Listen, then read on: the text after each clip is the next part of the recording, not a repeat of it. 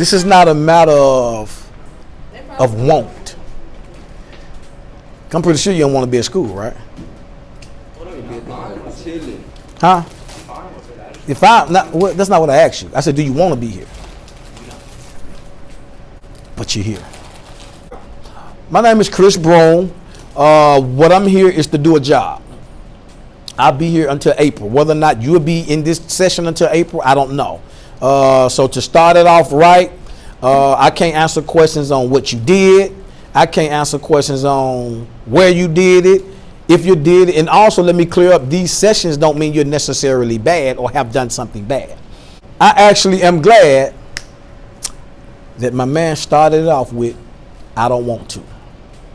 I'm glad, because I don't know why you ended up in here, but what you gonna get when you get out of here, whether or not you use it or apply it or not, that ain't on me. That's not on me, it's on you.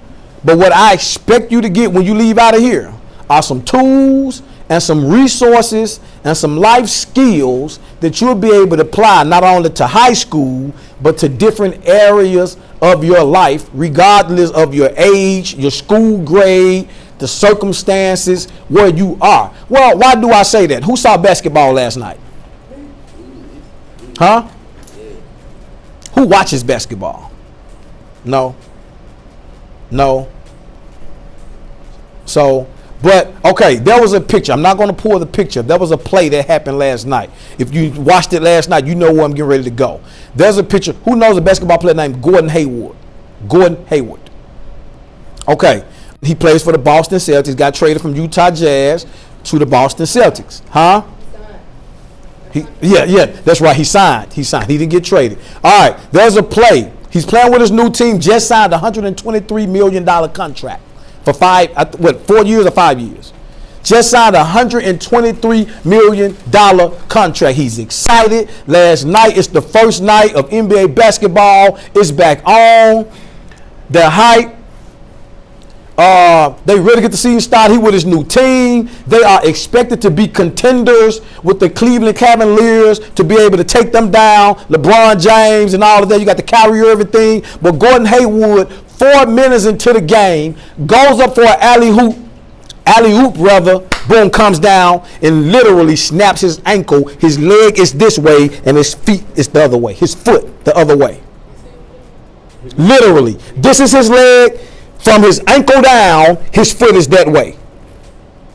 Literally, the most gruesome thing you'll ever see on live TV. Literally comes down and his leg is like this. And from the ankle down, his foot is like that. Ask me, did he want it? Raise your hand if you think he wanted it.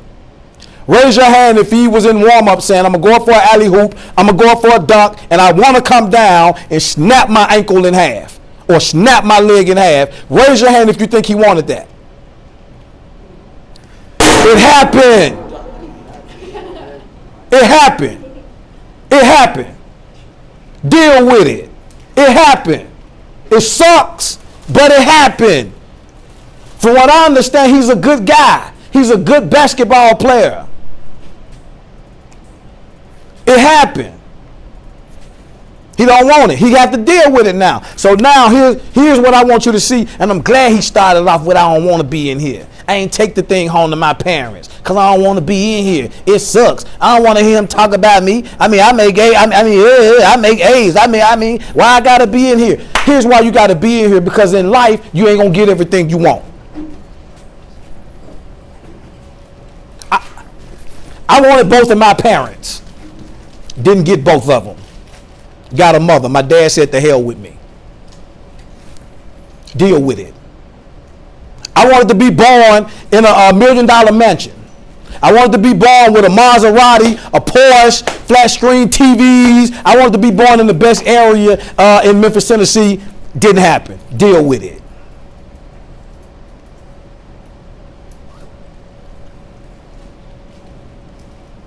I wanted to be born like you know when you die and your parents leave you like an inheritance, and now you know you're a child and you just got you ain't got to work to build a business. You just take on what your dad took on or your mom took on or something like that, or you just born into the family riches and you born into family exuberance and lavishness and all this kind of stuff.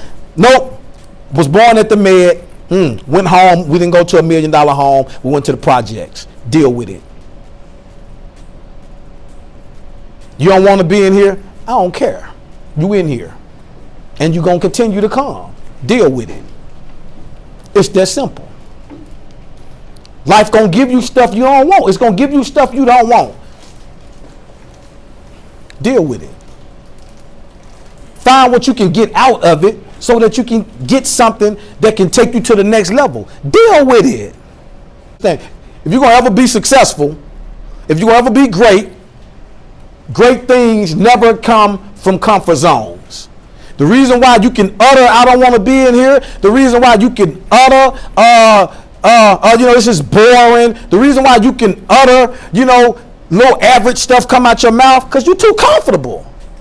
Some of y'all go right home. You got your cell phones, flat screen TVs, Benzes in the garage, both parents in the home, 5 pairs of Jordans in the closet, 80 pairs of a shirt, pants, all this here. You're too comfortable. So you can come to school with an attitude. You can come to school and be pissed off about being in here. You can come to school and just say what you want to say. You can come to school and blame it on the teacher. You can come to school and do all that. You're too comfortable. Yep. But who's in the 9th grade? Raise your hand. Who's in the 10th grade? Raise your hand. Who's in the 11th grade? Raise your hand. Who's in the 12th grade? All right. Okay. 12th graders, you ain't got much time. 11th graders, you don't really have time, but you got a little time to turn it around. 10th graders, same as 11th graders. You got a little time to turn it around. 9th graders, I know you just thinking, school's so far away. I can't wait to get out of here. It's too long. No, here's what I need you to understand. Great things never come from comfort zone. So if you don't like school, if you don't want to be here, if you can't stand your teachers, if the teachers don't like you, I need you to look at everything that you point at and remember, while you pointing the finger, you have at least 3, maybe 4, depending on how your thumb is, pointing back at you. So it ain't the teacher. If all the teacher does is give you work, you got a phone. Google the answer. Google how you can get it done. No excuses. You don't want to be in here? Change the attitude. Change the attitude and walk in here at least with the best attitude possible. And I guarantee you, even if you get nothing out of what I say, the very fact that you changed your attitude will make you feel better, because now you didn't let me control your attitude. You didn't let the fact that someone chose you to be in here control your attitude. You controlled your attitude, whether good or bad. Let me read to you what Kobe read. Kobe just wrote this 2 hours ago. Who knows Kobe Bryant? Raise your hand. If you know Kobe Bryant, raise your hand. Okay. Here's what Kobe Bryant just wrote to Gordon Hayward. Remember, Gordon Hayward don't want to be in this situation. He didn't ask for his leg to snap. He didn't ask for it. It'll be a year, maybe 2. His career may be over. For all we know, my man's career may be over. Like his leg literally snapped the other way. There's no guarantee he's going to even come back from this. But here's what Kobe Bryant wrote him. Kobe just wrote this 2 hours ago. Be sad, be mad, be frustrated, scream, cry, sulk. When you wake up, you would think it was just a nightmare, only to realize it's all too real. You would be angry and wish for the day back and the game back that play back. But reality gives nothing back, and nor should you. Time to move on, time to focus, and focus on doing everything in your power to prepare for surgery. Ask all the questions. Ask all the questions to be sure you understand fully the procedure, so that you may visualize it in your subconscious mind while being operated on, and the better the chance of its success. Then focus on the recovery process day by day by day by day. It's a long journey, but if you focus on the many milestones along the way, you will find beauty in the struggle of doing simple things that prior to this injury were taken for granted. This will also mean that when you return, you will have a new perspective This will also mean that when you return, you will have a new perspective. You will be so appreciative of being able to stand, walk, run, that you will train harder than you ever have. You see the belief within you grow. You see the belief within you grow with each mini milestone, and you will come back a better player for it. Best of luck to you on this journey, my brother. Listen to this. Time to move on and focus on doing everything within your power. You had no power while you got in here, or maybe you did. I don't know. Maybe you suck in the classroom. I don't know. Maybe you do great in the classroom. I don't know. Maybe you get an attitude with the teacher. I don't know. Maybe you eat hot Cheetos and snacks while the teachers are teaching, and you just gonna do what you want to do in the class. I don't know. Maybe the teacher just woke up and decided she doesn't like you. I don't know. Maybe the teacher just woke up and decided she don't like you wearing earrings. I don't know. But whatever the case is, I don't know. But you have no control over whether somebody likes you. You have no control over whether or not the teacher gonna teach class. You have no control over whether or not you end up in this session. But what you do have control over is how you walk in here and how your attitude is gonna be and how you respect one another. That's what you have control over. You have no control over your name, your race, your gender, your age. You have no control over that. So I need you to stop sulking. I need you to stop being mad at some point. Stop complaining. Stop being frustrated and say, reality, this is what it is. At some point, you're going to have to deal with it. Deal with it and focus on everything in your power to do. You can't control nothing in this room but your own heart and your own mind. When I realized that, had I realized that, I wouldn't have been 19 years old in high school, failed high school, grown man in high school. Had I realized that, I would have not let not having a father break me down. Had I realized that, I wouldn't have not let seeing my sister get beat half to death break me down. Had I realized that, I wouldn't have let not hearing we can't afford it, or we can't get this, or we can't get that, or growing up in poverty break me down. And when you understand that life ain't about what you want to do and getting your way, once you understand great things never come from comfort zones, then you'll realize, even though you hate school, even though school is uncomfortable, even though a family member may have died, as hurt as it is, even though you'll get something out of it. And until you realize that point, you're going to come in here with attitude.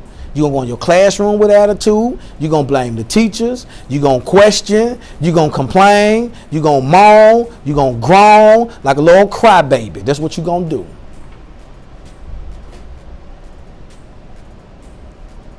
And then when you get 25, working on a job you don't want to work, living somewhere you don't want to live, doing something you don't want to do in life, now, and you're going to keep complaining and you're going to keep pointing the finger. So all I got to say to you today is to start this session off. I don't know why you in here. Maybe it could be bad. It could be good. I don't know. But what you can do is either say, I hate it, and come in here with a bad attitude, or you can say, I hate it, and come in here with the best attitude. I don't care whether you love it or not. My job is not to make you love me. My job is not to make you love school. My job is not to make you love why you in here. My job is to do what they brought me in here to do. And that's to give you some empowerment and some motivation, because either whether you see it or not, they see you need it. So you can either accept that and say, well, obviously they must want me to be better, so let me get better. And that's what I challenge you to do. Walk out of here and be better. All right? Thank you.